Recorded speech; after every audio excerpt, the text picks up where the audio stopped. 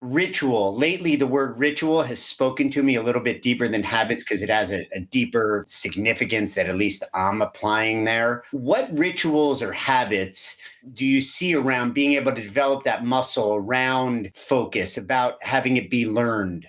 So this will be fun because I'll get to answer that question, but this will be very participatory so that everyone listening will be able to do this as well because it's a good baseline for that kind of self-awareness because we're all different. So when I was going through the project, obviously I was doing it through, no pun intended, my lens, but I'd always Sure. say, hey, I'm giving you 5 different ways to do what I just did. This one worked the best for me, but number 3 might work the best for you. One thing we discovered is that there's really, all of us are one of 4 focus animals. And so I'll figure out, Seth, which kind of animal you are here Okay. in a I'm second. ready.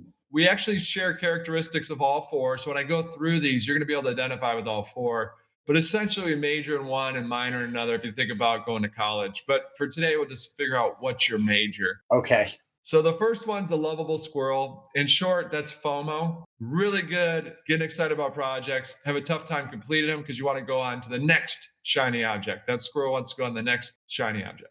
So Okay. that's the squirrel. There's the chameleon. Chameleon's amazing people pleaser, which all these are strengths, right? You think about, they're really good at assimilating to the tribe for hundreds of years. They put others first before them. But then the weakness is they do that to their own detriment sometimes, that they don't focus on what gives them fulfillment. And so Right. that's the chameleon. And then if you look at the hedgehog is someone that they're kind of like curl up in a ball more often than not, that they're afraid to fail. Those people can Okay. be really helpful in an organization. For example, someone might go, we got to move all of our extra capital and buy all Bitcoin, 100% of it. And they're like, whoa, whoa, whoa, whoa. Maybe not all of it. Maybe we do a Right. little bit.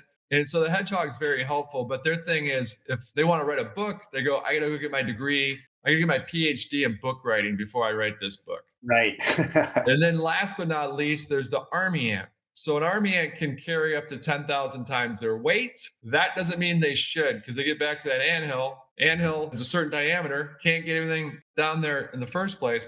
But Right. more often than not, for us as humans, army ants, instead of taking on 1 or 2 projects, they take on 5. And they can handle them. But the problem is it stretches out all 5 the length in total to get them done. They're more stressed and they're not done as well as if they were to focus on 1 or 2 and instead of parallel process, just knock them out. So Right. again, in summary, so that it's easy for you, focus animals are the army ant. They kind of take on more than they should, more projects at once than they should. Then there's the chameleon. They kind of people pleasers. They put others first all the time. And then the third one is that they look at the squirrel, FOMO, fear of missing out, shiny Right. object. And then there's the hedgehog. Hedgehog thinks, I'll do it once I have this. Once I Right. do this, then I'll start. Well, I'm definitely not the hedgehog because I'm a get it started. Let's go, and it doesn't have everything doesn't have to be aligned. So that's for sure. I would probably say army ant with a little bit of blend of squirrel. Although fear of missing out doesn't completely, resonate with me, but probably an army ant. No, I love it. So army ant. So just something to be aware of. It's just you never want to make a weakness a strength. You just want to make that weakness. It's not an impairment. It's not an Sure. impingement on what you're trying to do. Sure. So you want to make sure it's not a liability. Thanks for stopping in and watching this video. If you found it helpful, you can find others just like it at the link below and subscribe while you're at it.